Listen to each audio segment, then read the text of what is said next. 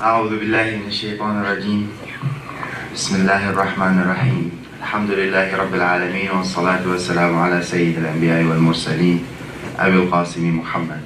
اللهم صل على محمد وآل محمد وعلى أهل بيته الطيبين الطاهرين، لا سيما بقية الله في الأراضين، روح وأرواح العالمين لتراب مقدمه الفداء. السلام عليكم. Thank you very much for allowing me to talk to you. Alhamdulillah, this is really a great opportunity and I really appreciate it. We are inshallah talking about Imam al-Sadiq, and it is a late presentation, probably. Imam al-Sadiq, one of the miskeen Imam, because we always don't talk about it. Because his wilada is with the Prophet ﷺ, so we don't talk about him, and his shahadat is in the coldest of month in the year, which is Shawwal, and we don't usually also talk about him. I want to start with a story. There was a gentleman, a young man who's so much into technology, and he loves technology so much.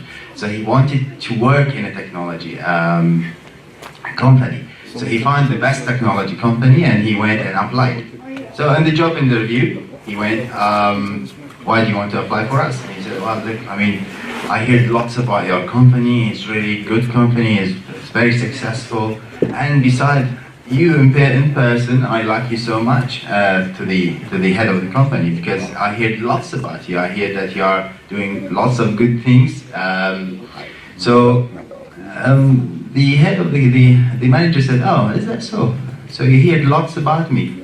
So what do you know about me? So, well, as I said, you are a good man, you help others. So is that so? Have you heard that those who want to be close to me, they have to go through many tests, so difficult? So, well, no, I haven't heard about this one. And he said, well, what about, have you heard that those who want to get the position here, I sometimes punish them, just out of love, just to make them better? I haven't heard about this. He said, oh well, so you claim that you love me, but you don't know much about me. How does that happen? And he kept silent, and he said, well, you know what? So you claim that you love me, and you think that I have to love you also, right? Because you love me. And because I love you, I have to give you a job. Is that how it goes? He couldn't answer. If we take this analogy to how our position with first subhanahu wa ta'ala, will you always ask him to give us? What's his position for us? The answer comes from a very nice hadith from Imam al-Sadiq alayhi salam, narrating here from the Prophet sallallahu when he says, whoever wants to know his position to Allah, let him check where does he put Allah in his heart. If you want to check how close Allah to you, you have to check how much you put him in your heart. This is so strong hadith, because it will tell us, if we don't know much about subhanahu wa ta'ala, why do we ask him to give? And the next step then, if that's our relation with Allah, and Imam Sadiq told us, Ridwana min ridallah, our contentment is from the contentment of Allah. So again, if we want to be close to them, how much we are putting them in our heart? And this is the big question. Do we know who we love? A few years ago, this question came to my mind, and actually Allah gave it to my mind, because that's how things happen. We don't do our things ourselves, it's usually sent to us. I claim that I am Ja'fari, right? I always claim that I am holding the name of Ja'far al-Sadiq. Do I know him? And then the question comes, do I know my Imams anyway? Probably I know something about Imam Ali. I know much about Karbala for Imam Hussein. Anything else? Not really, not much. So Alhamdulillah, I'm embarked on a journey to know more about them. Inshallah, I'll share something about Imam Sadiq alayhi salam. So the first thing, if we want to be closer to them, is love. Unfortunately, this is an understatement sometimes, because we all say we love them, right? But it's the same as the example we gave in the beginning. If you love somebody, you put them in his heart, in your heart. How much we put them in our heart, and when do we remember them? Talking about myself, I'm struggling to get this happening. We sometimes blame people. We say, oh, look, those people claim that if they love imams, that's it, they get shafa'a. Let's not or put this really down, because this is the beginning. Everything begins from love. If you love, you can move. The second step will come. And this will take you to the second step, which is loyalty. Now, loyalty, to give you an example of how the followers of Imam Salih alayhi salam were loyal to him, one of them is Muhammad bin Muslim. Muhammad was a very rich man in Kufa. And one day he decided to go to Hajj. So when they go to Hajj, they go through Medina, and he saw Imam Sadaq. So Imam Sadaq told him, be humble, O Muhammad. And that was really hard for him. Just imagine somebody that you respect so much. Let's say you went to visit Sayyid Sistani, for example, or one of those who you respect. And once you entered, he told you, be humble. It will touch you. Touch you for how long then? Touch you that time. For him, he did something different. He went back to Kufa and he decided, and he was the richest man in Kufa. He decided to leave everything, take a basket of date and stand in front of the mosque to sell it. At that time, this is really shameful to do. And everybody was saying, oh, what's wrong with you? Why are you doing that? He said, well, stop it. My Imam told me I have to be humble. So I have to break this thing that I don't know in myself. This is loyalty. We take their words for granted and we take it further. This will take us to where? It will take us to the real application. Only then, after love and loyalty, we reach the real application of where we want to go with them. And that's where the tests come. If we want to reach something, we have to be tested, right? Test is not usually, it's not a problem. It's a challenge that Allah wants us to go further and to go a step ahead. So just to take you with our Imam, I will talk about how each one of them, how old and their Imama. So the first group, those who have a short Imama, and the shortest Imama is Imam al-Askari. And he lived for 28 years, and his Imama is only 6 years, and then the Imam al-Mahdi Ajallah Ta'ala Faraj Imam started. Imam Hassan and Hussein usually regarded as a short Imama. The median size Imama is Imam al-Jawad, Imam al-Baqir, and Imam Rida. And you can see, very interesting here, Imam Jawad, although he's 25 years old when he was martyred, his Imam is 18 years. And this is really big thing for us. 18 years in his youth, what did he do? We, inshallah, at one stage, we need to know more about them. They did a lot. It was a very interesting journey they went through. So the longest Imam is Imam Ali, Imam Sajjad, Imam Salih alayhi salam. Imam Salih alayhi salam has also lived longest, is 65 years. And his Imam was 34 years. So in 34 years, what could he manage to do? And inshallah, we'll try to touch on this. In this short time, we cannot really take more. We all hear that they are all one, and in reality, they are all one. They are 12, but they are all one. We always hear that the first is Muhammad, the last is Muhammad, the middle is Muhammad, and all of us is Muhammad.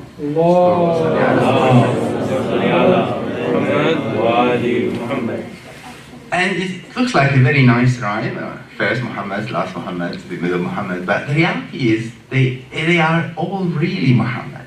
Muhammad, usually we take it by the body.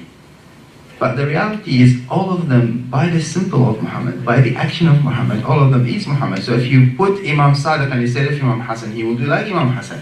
If you put Imam Sadiq and instead of Imam Hussein, he will do exactly like Imam Hussein. But each one played the role that the time is required for him to play. And that's what we need to know about them, because these are the messages, inshallah, for us. So we start with Muhammad sallallahu alayhi. Muhammad sallallahu alayhi. His message was profound. He covered everything. And that's why we reached and we hear that his shaitan did Islam on his hand. Do you believe that? Does shaitan, or can shaitan be Muslim? Can he? What do you know about shaitan? What was the first encounter with shaitan? He was a Muslim. No, actually shaitan cannot be a Muslim. The reason is because he actually refused to be Muslim in front of Allah. How can the Prophet defeat him? Before that he was Muslim already? Right, yeah, we can discuss that. So when this hadith saying that the shaitan has surrendered to Muhammad, not pronounced Islam, which means that when Muhammad disappeared, shaitan would reappear, and that's what happened. So when Muhammad sallallahu alaihi and he started to notice that he started to come up again, somebody has to stand up to this challenge. And here where we have two, Fatima alayhi salam and Ali alayhi salam. Now, normally when you have a disease, if you have a tumor or if you have been hit by a bullet, what do you need? You need first a surgeon to cut down the tumor or to get the bullet out. And that was Fatima. It needs a fine cut to separate the wrong from right. Now, this is not enough, right? If you cut something, you need somebody to take care of it. And the nursing happened. And it was very long nursing, and that's Ali. Ali nursed this sick, patient, right? But unfortunately, at the end, he was killed by it. So this problem was what? Was the illusion? Was the illusion that they have? So where we have the illusion, when we have no borders between white and black. And that's how shaitan works, isn't it? It makes it so confusing for everybody. So Ali alayhi salam was killed by that. So what you need now, you need an action to separate again. So if you have this picture where you have black and white, but there is no separation, it's all in the middle, doesn't look like anything. You need to separate it again, and you need something to reappear again. So you need to make this demarcation. And because shaitan and that's Muawiyah at that time make it really difficult for people to differentiate what is real Islam and what is not Islam, we have to differentiate it. So Imam Hassan put the plan. He is the best of planner. He put this sword in a rock. So it's not the fight, it's how to separate that. So by his akhlaq, he could manage to separate it again. And you know, in a building, you have what? You have an architect and a civil engineer to build it, right? So he was the architect. He was the one who put the plan, but without a civil engineer, you cannot build, right? So the best planner was him, and the best executor was Hussein. So he executed to the maximum, where actually he could manage to put everything that nobody else can think of. But this will die by itself, so you need somebody to continue this revolution, and here where Sajjad has to do it. Now at that time, because Jahl and ignorance has prevailed, so the only way to get it back is first to get the emotion first. Love should come first. And once you touch them, now they need to come back. You need to teach them the manner. And there was a spiritual revolution. You can see it in what Sahifat Sajjadiyya and all these dua, the beautiful dua that the Imam gave us. And when he touched them by this, now the land is more fertile for knowledge. So imagine that you have a farm, and the first thing, the land should be fertile, and after that, now is the planting. So Imam al-Baqir came now to plant, and he opened the first university, and it was amazing. Inshallah, we'll have something about it. So he planted. Now when you plant, the things will come out from it. You need now to spread it. And that's the expansion. That's where Imam Ja'far al-Sadiq came. صلوا على محمد وآل محمد. So to understand this more, we need to know who are the kings. I mean, really, I don't want to touch the history so much, but in general, he lived with Imam al-Baqir and Imam Sajjad to start with, and at that time, the Umayyads dynasty was there. It was first Abdul Malik, who actually was the Abdul Malik and his son Walid. They were the two who did the military expansion of the Islamic Ummah, where it reached from China to Spain. So they were strong. And after that, they followed by very weak kings, and then Hisham came, who killed Imam al-Baqir, and then the time of Imam Sadiq. Then we had few weak kings, and then Marwan came, and they called him Marwan the donkey because he was killed off behind a donkey, but it doesn't matter. Then the Abbasid came, and the Saffah came, and Mansur. So this period here was the period of weak kings, and that's where Imam can have more, well, he was able to spread things more.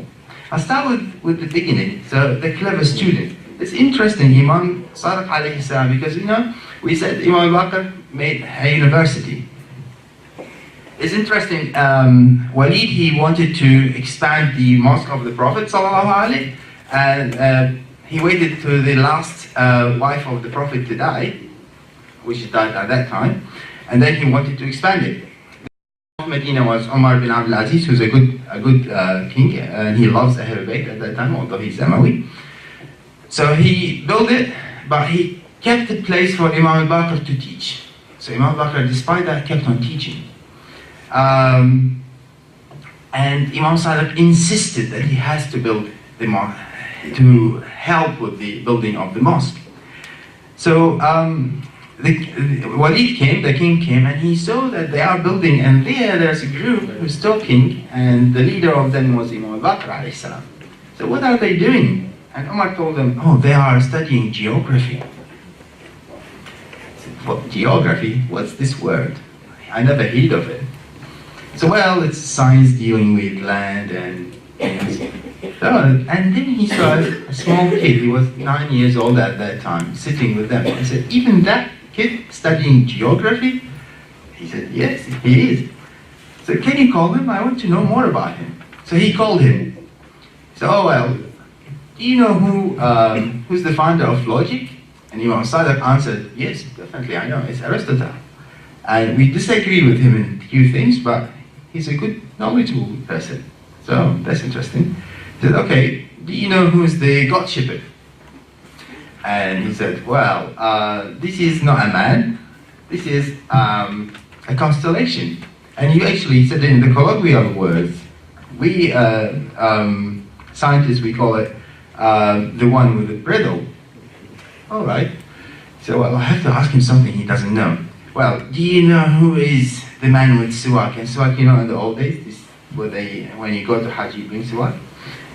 And he said, yeah, he's the fellow of my grandfather, the Prophet Sallallahu. His name is Abdullah bin Mas'ud.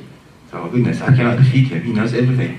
So he went to his father and told him, your son will be really a great, knowledgeable scholar. Imam Baqir, yeah, I know. Thank you for telling me. He loves to play, and their game at that time is the game that they used to play is he tells them about something, and you need to know what is it. What they call it nowadays? Charades. Yeah, probably like charades. Yeah. So he was so clever. He does thing, and then when the turn of others come, he knows it first. So the children got bored of him because he knows everything. He knows everything. It's too much for us. So they decided to cheat on him.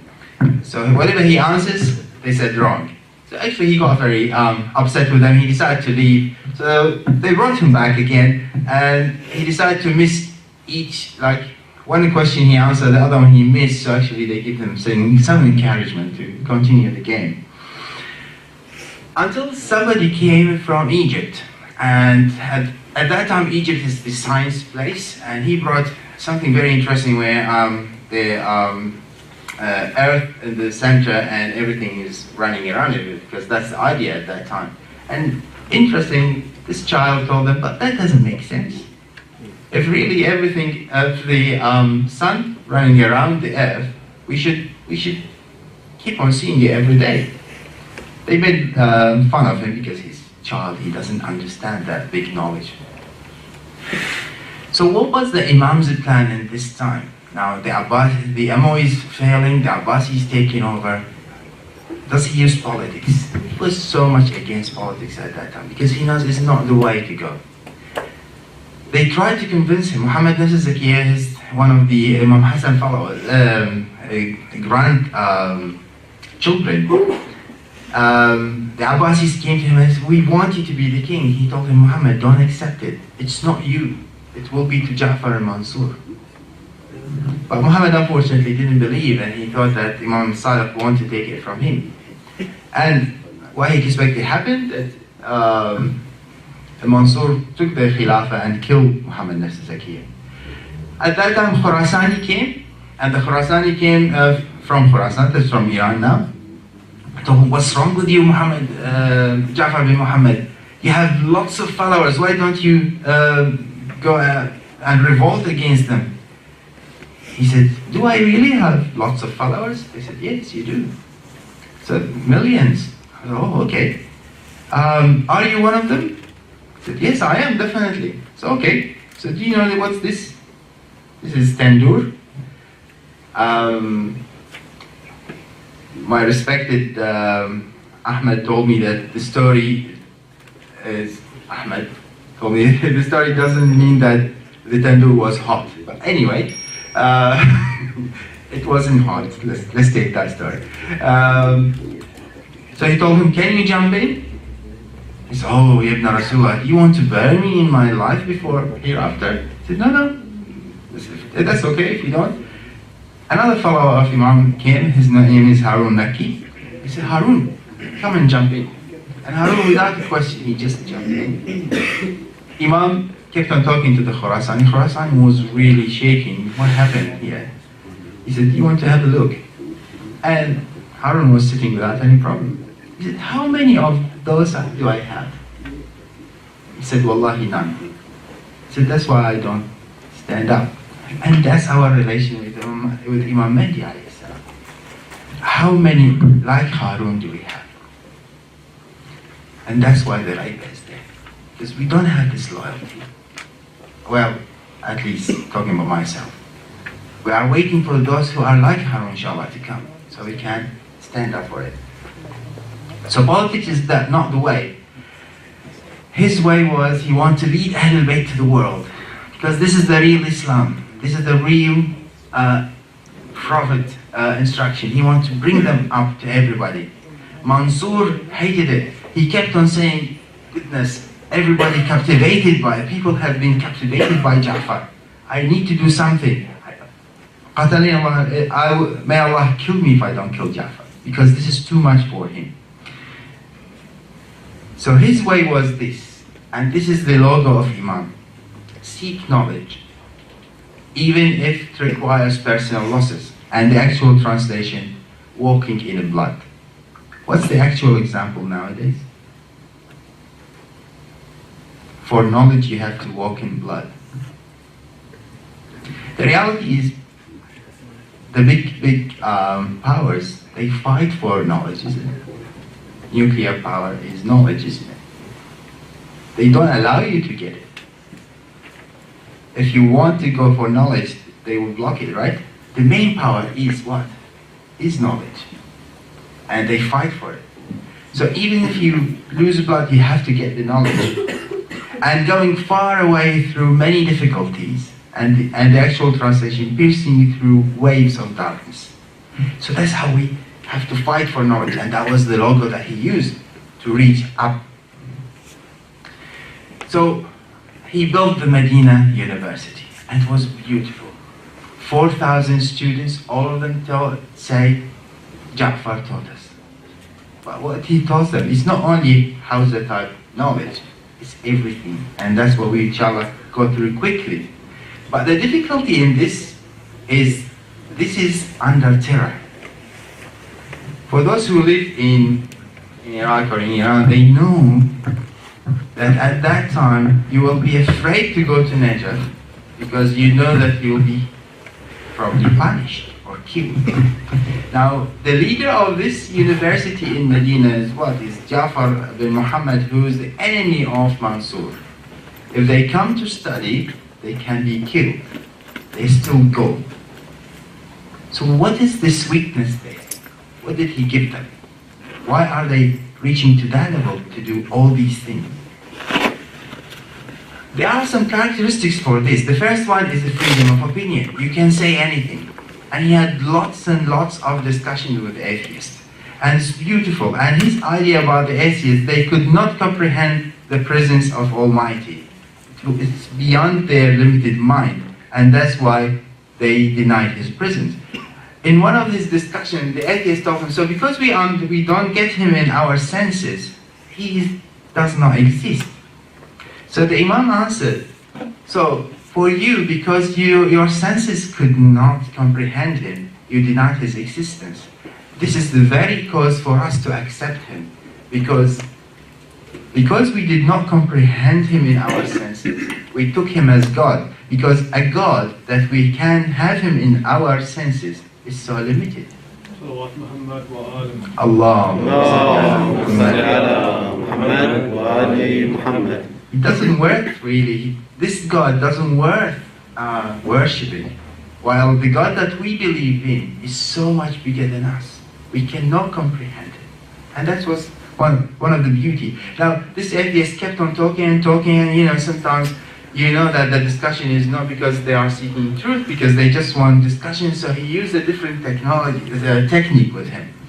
So what he told him, if it was like what you said, and what you think, no God, no judgment day, nothing. We came from nothing, we're going for nothing, and it is not. You are wrong. But let's say it is like that. So what's bothering you? Both of us will be fine. Why does it bother you for me to pray? Why does it bother you for me to fast? Both of us doing what we like.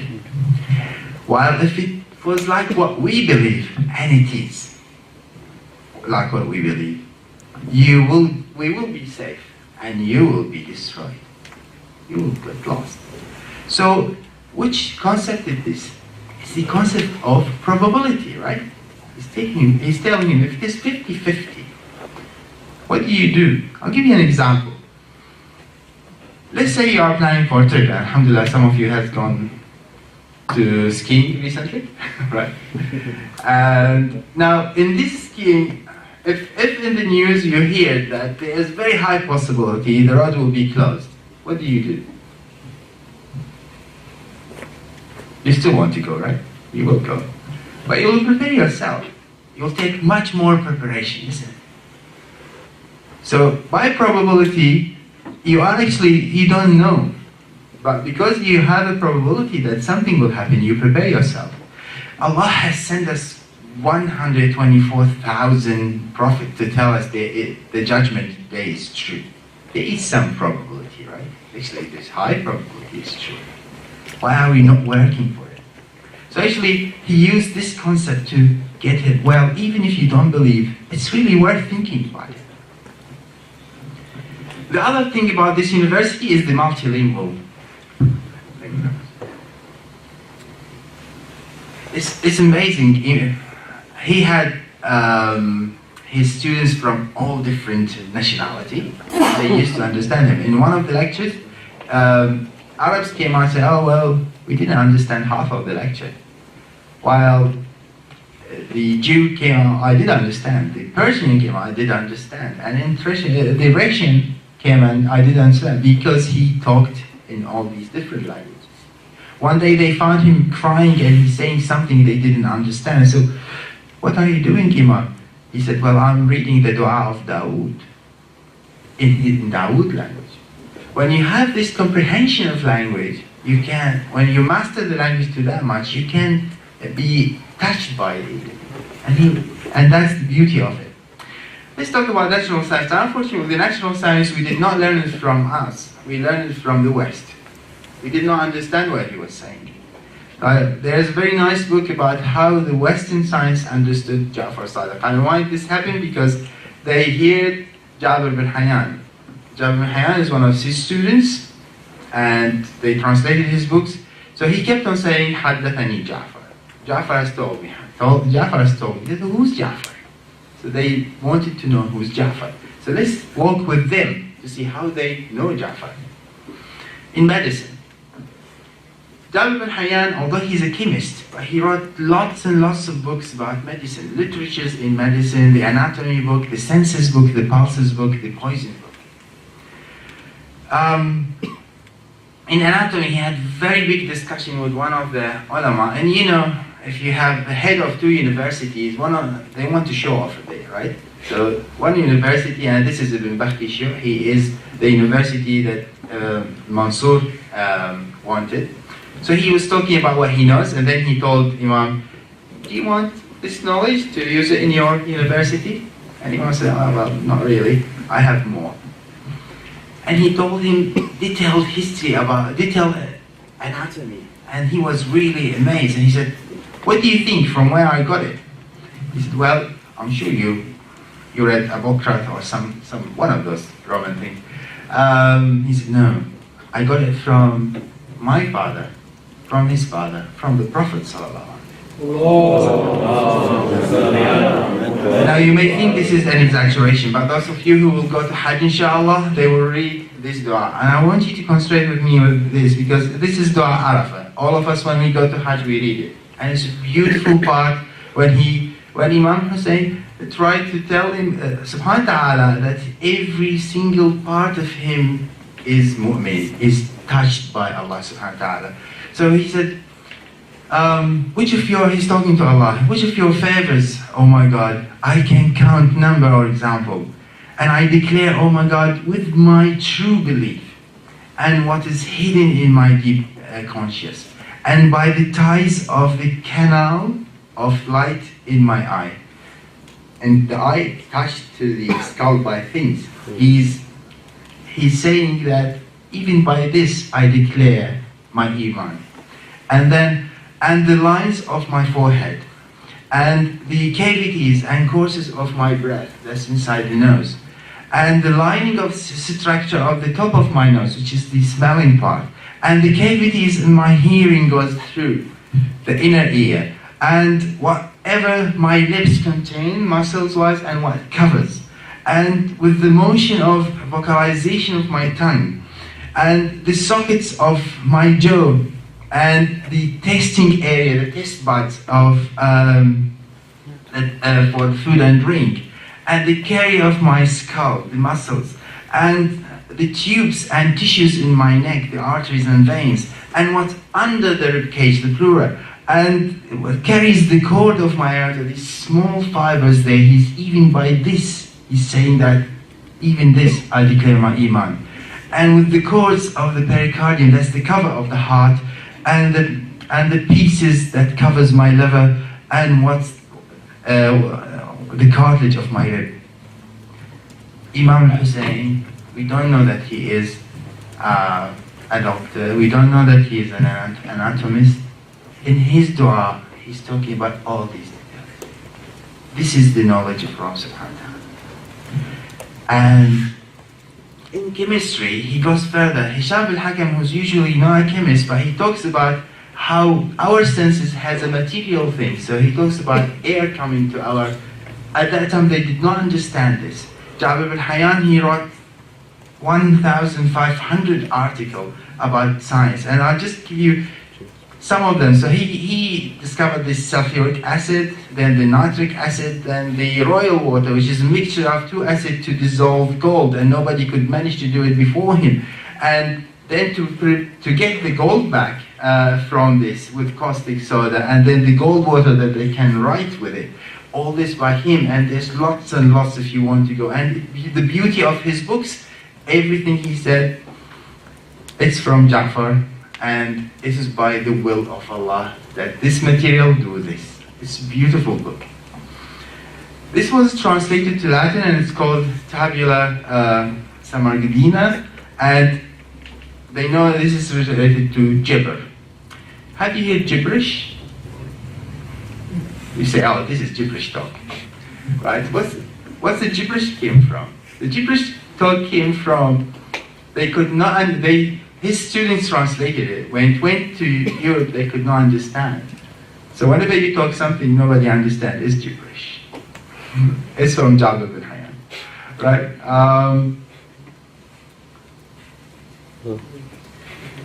And that's the beauty. Imam Sadr talked about opposite poles theory, that everything in this world is formed from an opposite pole. And probably at that time they did not understand. I don't know. I mean, how did they understood it? Probably they thought each one of us has a good part and bad part, and that's the different poles. The Western scientists, they understood it differently. They understood it down to the material. As electron, proton, each one of us is from a negative and a positive. This is the beauty of it. And then he said the water which can put fire down can also ignite it by the blessing of science. What's this? What do you think? Yeah, that's right. What else? You heard about this, right? So, from water we can have energy. So he's talking about things that, and again, I don't know how they were understanding him at that time. In physics, he talks a lot. Light reflects from objects to human eye plate. They always thought the light comes from the eye and touch and how we see. That's how we see. So he changed the theory. It's the other way around. And he said, as for the fire object, only small amount of light is reflected so that they look smaller. And that's proved by science. So, you know, I mean, if we go to this is less light comes here. That's why we don't see it well. And even there is an equation for it. And then he said the light has a speed. Nobody understood that. And that said heavy luminous light can move objects. What is he talking about? Quasar? Not sure. I think he's talking about laser. Because science has discovered that now. And he said, what can pull things? He answered, heat can pull this. How can this happen? Well, those of you who are studying physics now, it's the thermomagnetic. Heat can pull. You can form a magnet from heat. It's a beauty actually, when you read what he says. And this is something I think only now we understand. And this is very nice research from French researchers who actually put all this, and they said probably that's what he meant. I cannot talk about the Islamic knowledge much because I don't know much about the Hausa, but I just want to touch one thing here. There's somebody who came, he wanted to debate with the Imam. And he said, I hear that you are knowledgeable, I want to debate with you. He said, in what? He said, well, in Quran. I said, okay. Himran, one of his students, come up. He said, no, I don't want to discuss it with Himran, I want it with you. He said, well, if you, what Himran knows is what I know. It's beauty. Just imagine, if your Imam says what you know is what he knows. So alhamdulillah, I mean, and bless those companions that the Imam loves them so much. And give them, it's not only love, it gives them so much. So they debated, he was defeated, he said, okay, let's go to Arabic. And he said, Aban. Oh, come on, not you again? So Aban defeated him again. So he said, what about in Islamic fiqh? He said, Zurara. And Zurara went out. And then he said, what about in reasoning? He said, Mu'min al-Thought. And what about in freedom of choice, so philosophy? He said, well, Tayyar can discuss it with you. And in Tawheed, and Hisham bin Salim can. And what about in Imama and Hisham bin Hakam? And at the end he said, I guess you want to tell me that all these students of yours are a manifestation of you. He said, that's exactly right.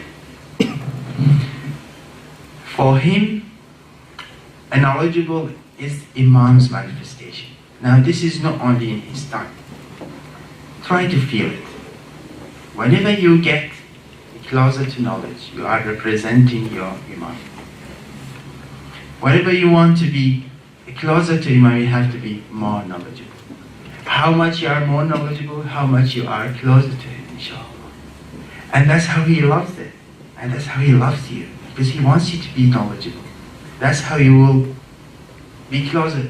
Well, that's how you reach him, inshallah. So we have to work for perfection. I mean, those guys really work hard for perfection. In different way. So, this is not enough. He said, you may be knowledgeable, but that's not enough. You need to be applying your knowledge. And the application of knowledge is the important. This is the spiritual practicing scholar. He said, whoever asks Allah to grant him success without working is ridiculing himself. Don't keep on doing dua if you are not doing any work. The only way to reach him is through the work. Inshallah, we can do that. He was seen working very hard in his orchard in a very hot day. He said, oh, come on, you have lots of servants. Why are you doing that? He said, I would love a man gets hurt by the sun for earning his living. It's only through practice we can reach. And he practiced even in manner. In manner, one of his cousins, he actually was very bad with him, but he kept on going and giving him money and doing everything for him. One day, probably this story, you have heard it, he had a newborn and he told this servant of his, don't go on the top of the house because I'm worried about him. So she did. And he went up and he saw her. So she was startled and the baby fell down to the ground floor and died. And she was crying, Imam was crying. So she thought he's crying for his baby. He said, no, I'm crying because I'm bad enough to startle you. To make you afraid. And really we need to think about it. If myself, we were so bad to make somebody afraid of us, we are not with the Imam. If you have a son or daughter and they are afraid of you, it's a problem. If you have a partner and the partner is afraid of you, it's a problem. If you have a friend and friend is afraid of you, it's a big problem. We have to think about it. That's not what the Imam wants us to do. Now I'll take you to the highest, well, the higher step. There's no highest for them. They are endless. I'm sorry I took a very long time. Inshallah, very close to finish. This is a beautiful story with Anwar al-Basri. Anwar al-Basri is a 95-year-old gentleman, and 95, he still wants to know. He still wants to gain knowledge.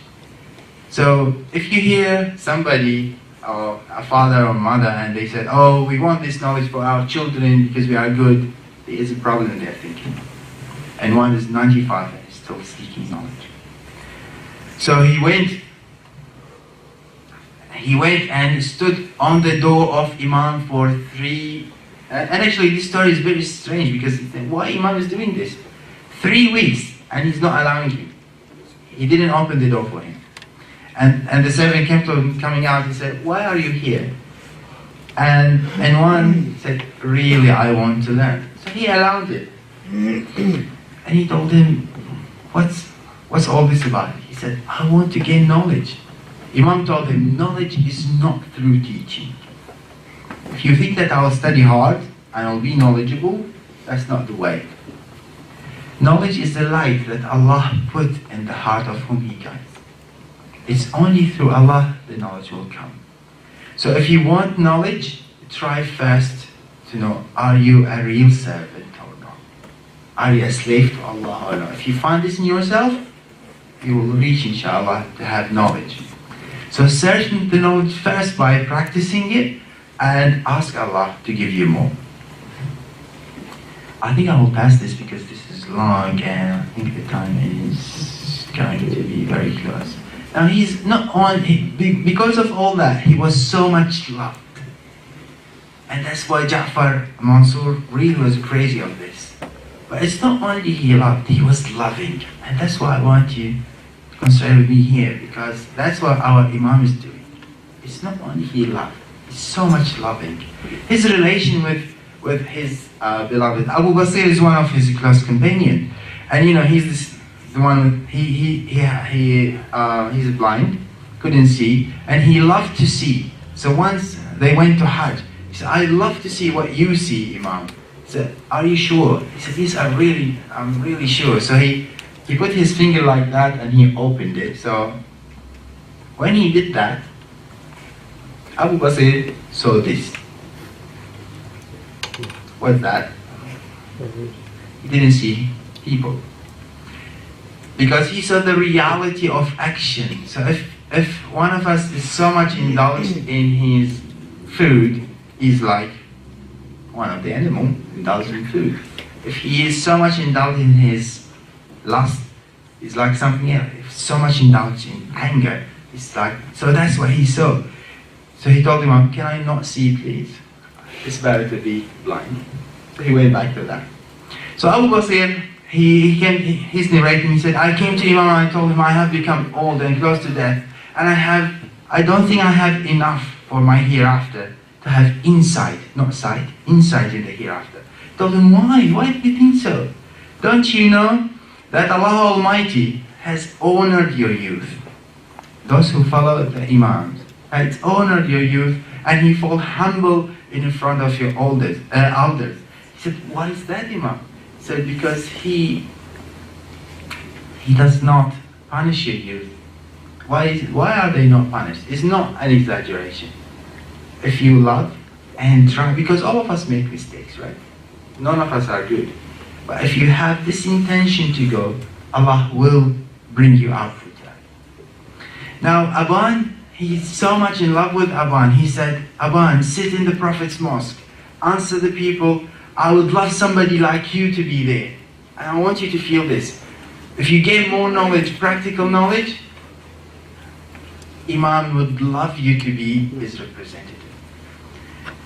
When Aban died, he said, by Allah, my heart has been racked by the death of him. With the Mufaddal, Tawheed Mufaddal is a very famous book for the best hadith in Tawheed. And with Al-Mufaddal, he told them, Al-Mufaddal is my comfort, and he bring me joy to sit with him. He told him, I swear by God, I love you, and love who love you. That's beauty. Actually, those guys has reached really high stage. For your Imam to tell you this, I love who love you. Can you imagine what does that mean? So if he loves those who represent him, means a person like me cannot, because I don't have enough knowledge. But if I love somebody like Muhammad, Dawood, I reach. So if I love you, I reach closer, because you have the knowledge. It's beauty. It's beauty in this hadith. Fazal, if my follower knows what you know, there will be no disagreement, because he knows so much truth. Mufaddal was so humble, he said, oh Imam, son of Prophet, I think you put me in a place that I don't deserve. He said, no Mufaddal, you do deserve. Allah has put you there. And Allah Almighty has created us from Almighty light by His mercy. And He created your souls from us, and that's why we love you and you love us. Now you may think this is an exaggeration, but that's if we think about the material light. But Allah created them from the light that gives life to us, which is this knowledge in it. And definitely when you get closer to Him, you will be part of this. And He would love you. And we want to be closer to you. And that's our relation with Imam Mahdi, inshallah. Because they are loving each other, he said, what about my friend Jabir? He said, he is like Salman for Muhammad sallallahu alaihi wasallam. What about my friend Dawood? He said, he is like Miqdad for Muhammad. So those guys has reached out by applying this knowledge. And at the end with the tyrant, so Ja'far, he said, Al-Mansur, why are you not coming to us? He said, why should I come to you? I don't have anything to afraid to lose if I don't come to you. And you don't have anything for the hereafter. So I want to come to you. And you are not in a goodness, so I can congratulate you for it. And you are so stupid, you don't think you are in any badness. So I console you for this. Why should I come? Ja'far was, I'm not so, what should I do for this man? He said, okay, come to advise us. I said, no. Whoever wants this life will not advise you because you will kill him. And whoever wants the hereafter is better not to come to you. So he was kept saying, oh, people has been captivated by Ja'far, I have to kill him. So he tried to assassinate him, but then he cannot. He decided then to send the poison. So just the last thing, before he dies, Imam Ja'far gave us this last thing. This is through his wife. He said, our intercession will not be given for those who don't observe their prayer. Very simple, but very, very profound. And that's why I'll leave you with, inshallah, if you want to reach him, he gave us the way to be in his university, which is an eternal one, and it's always open. And it's just for us to have this step and go and study it, inshallah. صلى على محمد وآل محمد. اللهم صل على محمد وآل محمد.